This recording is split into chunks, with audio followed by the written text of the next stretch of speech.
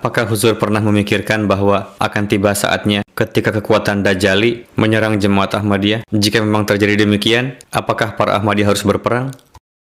Masalahnya adalah ketika tiba masanya di mana ada yang menggunakan kekuatan untuk menghapuskan agama di negara manapun atau pemerintahan dunia manapun, pada saat itu para Ahmadi diizinkan untuk berjihad dan berperang.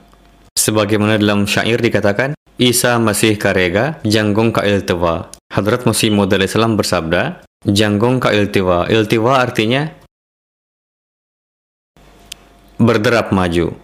Harus menahan diri untuk sementara waktu sebelum timbul situasi yang tidak diharapkan. Maksudnya hingga saat ini, upaya untuk menghapuskan agama tidaklah digunakan pedang. Namun ketika senjata pedang digunakan untuk menghapuskan agama, maka pada saat itu umat muslim diizinkan untuk berjihad dan para Ahmadi akan menjadi yang terdepan. Anda faham? Jika itu demi agama. Namun peperangan yang terjadi saat ini adalah peperangan yang bersifat geopolitik. Apa yang terjadi di dalamnya? Umat muslim malah meminta bantuan dari orang-orang non-muslim. Umat muslim sendiri malah membeli senjata dari non-muslim. Umat muslim sendiri membunuh umat muslim lainnya dengan bantuan orang lain. Jihad seperti apa itu?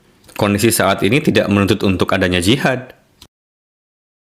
Yang dituntut saat ini adalah berjihad dengan menggunakan pena. Sebagaimana dalam hadis Bukhari dikatakan, Yada'ul harb, yakni bersamaan dengan kedatangan Masih Maud, peperangan akan diakhiri dengan tujuan karena kekuatan Dajjali dan para pemimpin agama-agama menyerang Islam dengan menggunakan literatur, pena, dan media. Dan dengan menggunakan itu jugalah kita harus meresponsnya. Adapun Hadrat Masih Maud salam tidaklah mengatakan bahwa sama sekali tidak ada. Beliau bersabda dalam hal ini, orang kafir tengah berperang saat ini bukan karena agama. Jika kalian melawan mereka untuk tujuan duniawi, maka kalian akan mendapatkan kekalahan. Dan itu juga yang dialami oleh umat muslim saat ini. Terbukti benar kan sabda beliau alaihissalam? Beliau alaihissalam bersabda, Isa al-Masih akan menunda peperangan. Peperangan ditunda,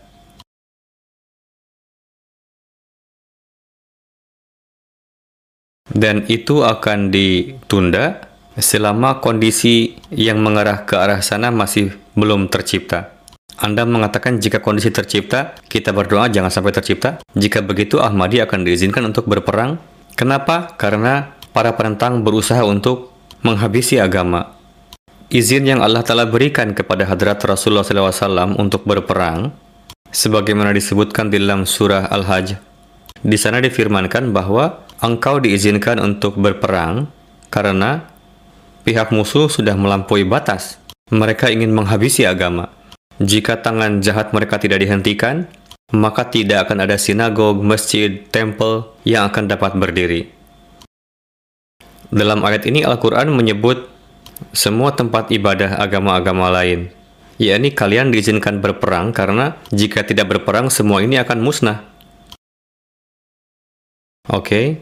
Untuk itu diizinkan untuk berperang dalam Islam pada saat itu karena musuh memerangi untuk menghapuskan agama, bukan untuk mendapatkan area teritorial secara geografis. Sebagaimana kisah Hadrat Umar yang tengah saya sampaikan saat-saat ini. Hadrat Umar kan telah melarang untuk tidak melakukan agresi lebih lanjut lagi. Pihak muslim sudah menahan musuh, namun musuh masih terus menyerang, dan musuh tetap saja mengotot untuk menyerang. Hadrat Umar radhiyallahu anhu bersabda, kenapa terjadi peperangan di perbatasan? Komandan muslim menjawab bahwa Tuan telah melarang untuk melakukan agresi lebih lanjut, namun pihak musuh terus menyerang, menciptakan kekisruhan. Mohon izinkan kami untuk dapat membalas mereka. Akhirnya Hadrat Utsman mengizinkan, itu adalah perang Qadisiyah, sehingga Iran dapat ditaklukkan. Setelah itu berakhirlah kekisruhan. Jadi peperangan dilakukan untuk menghapuskan kekacauan, untuk menghentikan kefasadan. Peperangan yang dilakukan oleh Islam bukanlah untuk mendapatkan area teritorial. Adapun raja-raja Islam di kemudian hari melakukan peperangan seperti itu, yakni raja-raja Islam yang mengatasnamakan khalifah, namun tidaklah sesuai dengan ajaran Islam.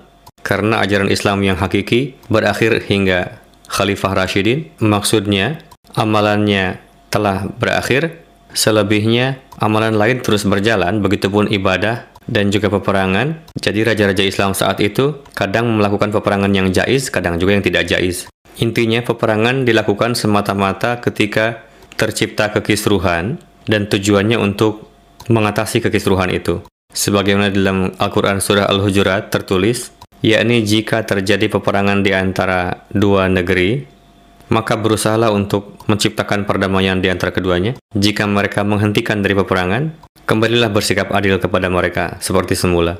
Lawanlah negeri yang bersikap aniaya kepada negeri yang lainnya.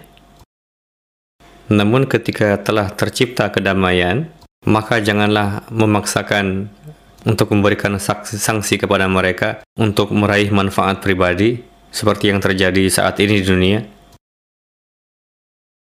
Biarkanlah mereka pada kondisi mereka, silahkan jalankan negeri, kelola negeri, sebagaimana apa yang terjadi setelah Perang Dunia Kedua dan Perang Dunia Pertama. Negara pun hancur, negeri-negeri terbagi, dengan tujuan supaya mereka tidak bersatu menjadi satu kekuatan. Itu bukanlah keadilan. Sebagaimana di Timur Tengah, negeri-negeri yang dipecah belah, itu dilakukan oleh kekuatan Dajjal semata-mata supaya mereka tidak bersatu menjadi kekuatan dan berbalik melawan kekuatan Dajjal. Dan sekarang kondisinya terpecah belah. Ironisnya saat ini sebagian umat Islam malah bersatu dengan Dajjal, bukannya menghadapi Dajjal. Oke, sudah paham? Jazakallah piari huzur. Assalamualaikum.